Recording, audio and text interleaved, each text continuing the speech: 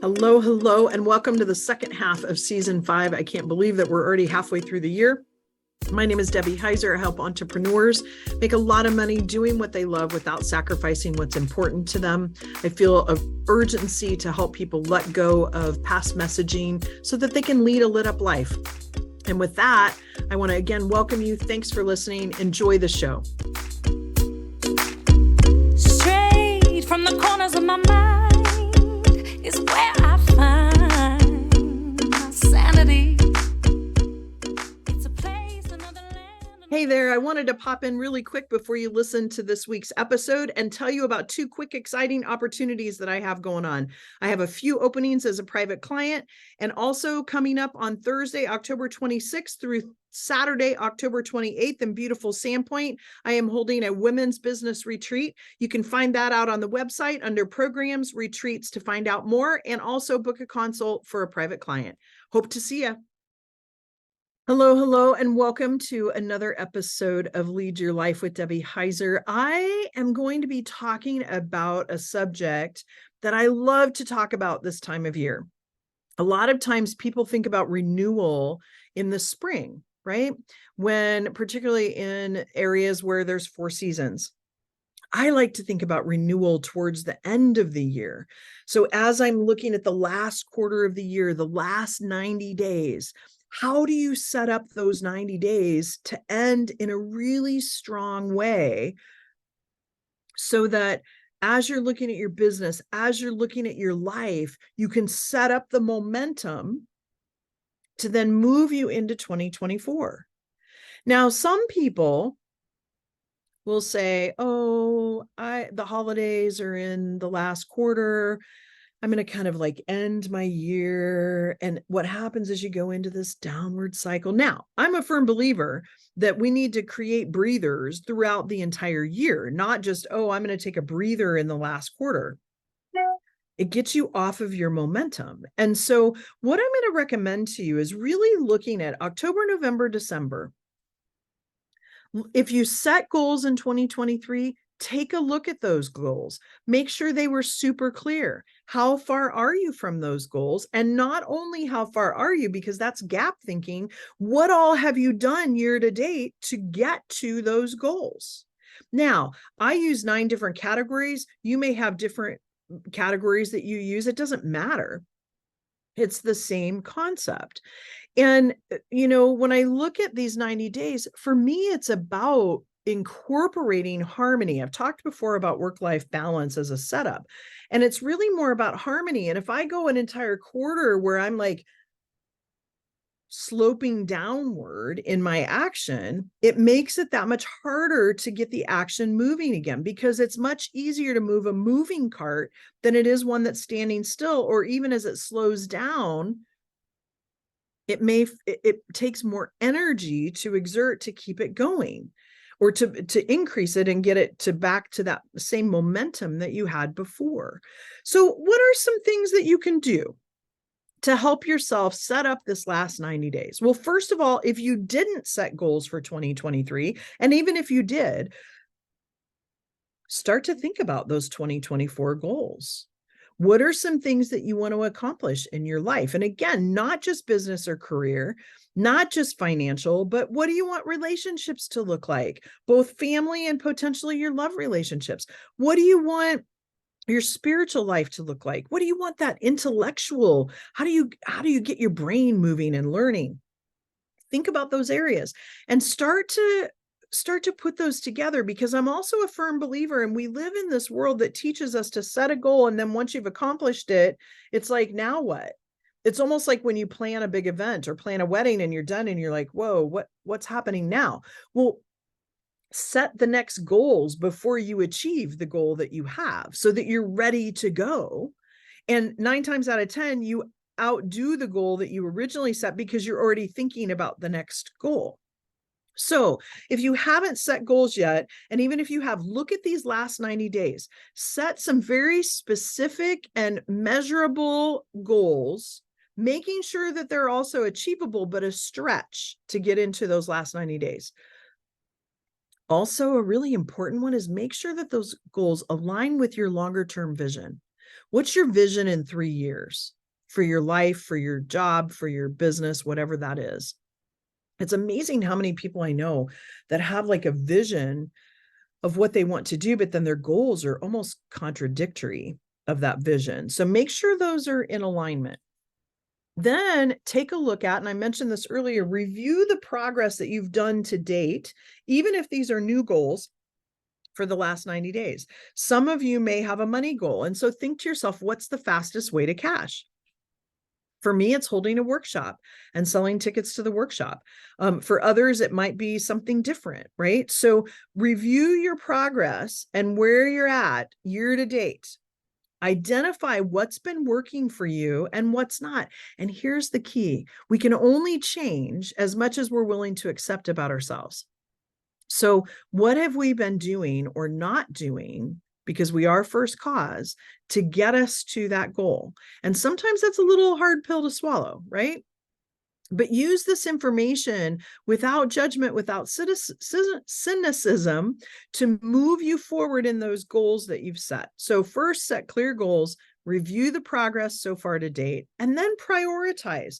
What are the tasks? And this is that whole similar to fastest way to cash, but like, what are those tasks that you want to prioritize that are the most critical, that will move you the quickest to that goal? Right? If I want to get into shape and I want to lose so many inches or shed so many inches, then me doing activity once a week is probably not going to do it, right? So prioritize the task and what's most critical for you to reach those end of the year goals, and be thinking about 2024 as well, right? Then think about, I don't like to think about time management, because we can't manage time. Time is finite, right? There are 24 hours in a day. But what you can do is manage activities. So more and more, I'm looking at my energy and knowing my energy cycles. I'm better in the morning. And so, I have a group of ladies that I love dearly that love to work out first thing in the morning. It doesn't work for me. That's when my brain is the most on fire. And so I'm reading, I'm studying, I'm doing those things, listening to podcasts that continue to enrich my mind. And so for me, it's understanding that universal law of rhythm. What are my rhythms? And managing then the activities that I do within the timeframes that I have. So creating a schedule. And I use a tool that I look at throughout the month. And now I'm looking at the last quarter and going through my schedule and identifying when I'm going to do those tasks to make those goals happen. And I'm even putting it into my calendar up until December as of right now, right? Because this end of the year for me feels like it's easier to manage that. So manage that activity. Then if there are areas that you can delegate or outsource, I am a firm believer to stay in your lane. I hired a chief community builder and I hired a chief marketing officer. Those two people have moved me forward in my business. I had another gal that was helping me with events. I could not have done my kickoff for my mastermind without her help. Sarah helps me with podcasts, all sorts of things. My schedule, my marketing person is working on a rebrand, so keep an eye out for that. We're doing all sorts of new things that are moving things for those prioritized tasks and for those goals that I want to have happen. So if you can delegate to a team member, if you can hire a virtual assistant or hire a contractor to come in and help you with some of those things. I'm constantly telling people, don't do your own books. Call your CPA, see if they do bookkeeping, because they set it up the way they want it. It's inexpensive. When you think about how much money you can make within an hour and how much you would pay someone to do that, you're probably going to make more money doing what you do best than it is to pay someone to help you do that. Okay. The other thing is when you're looking at this, depending on what you're doing, it's about making sure that you're making connections with people, you're marketing, you're promoting what you're doing. So making sure that you're really looking at towards this end of the year, whatever those goals are for you, if part of it is selling more product or services, think about how you're promoting that and what you're doing to gain new clients or new customers, as well as providing higher value for the clients or customers that you have today. Take a look at your finances. I've gone through, even from now until the end of the year, if everything were to stay the same, what does that look like? And how far am I from that annual strategy of increasing my revenue by a certain amount? That allows you to then realize where you're at. Now, here's the thing. Look at that gross revenue, but then it's also important to look at expenses. Now, I'm also not someone that says nitpick every little expense, because we spend a lot of time doing that. However, I know for me, my expense reduction is going to happen because we're currently moving everything to a new platform that handles a lot of things that I have multiple subscriptions for, that I will then be canceling those subscriptions and moving that over. So I know that expense line is going to change slightly. So you're looking at revenue generating strategies from a gross perspective, looking at those expenses and seeing what you have in play there. It's a good idea to have your arms around your numbers. A lot of us entrepreneurs don't like to do that, but I push that. And if you talk to any one of my clients, and I make it easy for you because it's not hard. And when you have that knowledge, it helps you. So look at that, see how far you are from that goal that you had towards the end of the year. And if you didn't set one in the beginning of 2023, just think about how much you want to make over the next 3 months. There's also other things, if it's applicable to you, looking at what you have from an inventory perspective. In some cases, if you do have products, have some sales, do some things to get things moving during the holiday season. I was talking to even a massage therapist and saying, hey, are you going to sell gift cards for people to give that away as a gift? And what are the parameters you're going to put behind that? How are you going to post that in your room so that people see that you're doing that?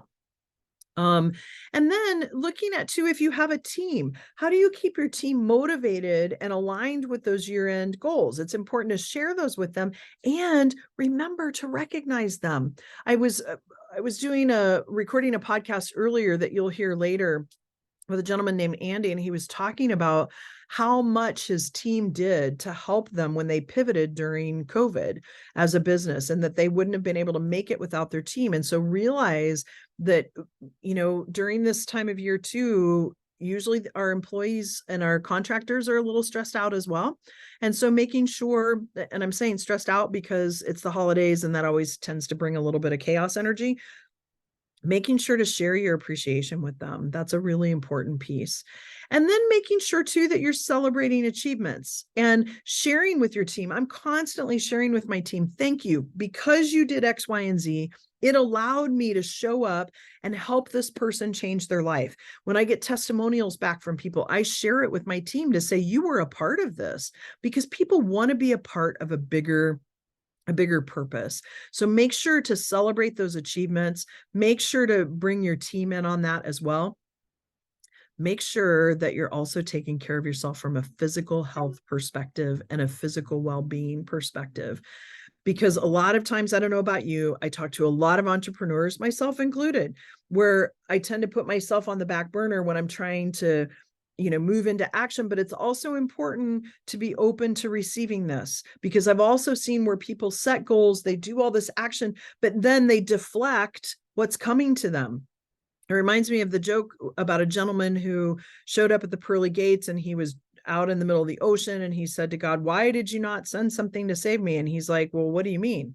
I sent a boat, I sent a helicopter, I sent a raft, and you chose not to use any of them, right? Like, how many times do we choose not to see those things that we're able to receive? So really take some time to ground, reflect, plan for your next 90 days, and go for it. It's exciting to see those things happen, but take care of yourself in the process as well, and try to do it without judgment. With that, folks, it's a wrap. If you'd like to talk to me a little bit more about some of the tools that I use to help me as I plan and move forward and stay out of overwhelm, that's really a big piece of this.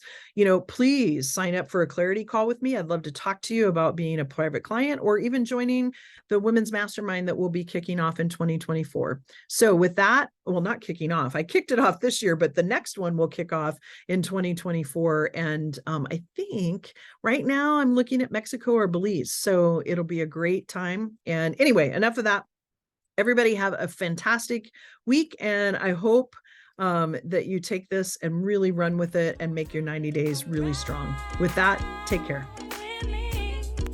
Thanks so much for listening. The song Ride is co-written and sung by Miss Jackie Wilson and her collaborators Tyler Banks, David DJ Lee, and Chris Renee. And a huge shout out to them for allowing us to use this perfect song. Everyone have a fabulous week, and I'll talk to you next week. Find your own kind of happy.